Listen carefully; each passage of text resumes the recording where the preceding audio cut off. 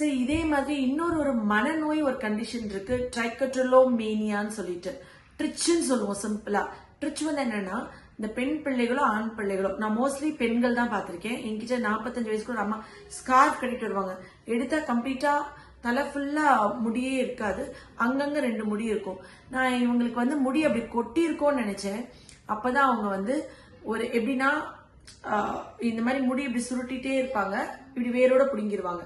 ஒவ்வொரு முடியா இப்படி சுருட்டுவாங்க, இப்ப இப்படி இப்படி இப்படி எடுப்பாங்க, இப்படி வேரோட அவங்களே அவங்க முடி ஃபுல்லா, தலையில இருக்க முடி ஃபுல்லா வேரோட பிடிங்கிருவாங்க. ட்ரிச்சுன்றது ரொம்ப பெரிய மனநோய்.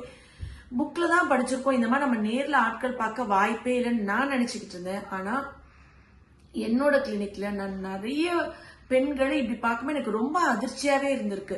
அவங்க கிட்டத்தட்ட 15-16 வருஷமா அந்த பண்ணாம என்னால இருக்க முடியல, நான் அதுல ரொம்ப அவஸ்தைப்படுறேன், புருவ முடி கண்ணி மேல அவங்களே புடுங்குறாங்க, அதுல இருந்தே என்னை மீட்டு கொண்டு வாங்கன்னு சொல்லி நான் அவங்களுக்கு அவ்வளவு அழகா ட்ரீட்மெண்ட் பண்ணி, இப்ப அவங்களோட வாழ்நாள்ல அவங்க அம்மா இறக்கிறதுக்குள்ள இவங்களுக்கு ஒரு 46-47 வயசு இருக்கும்.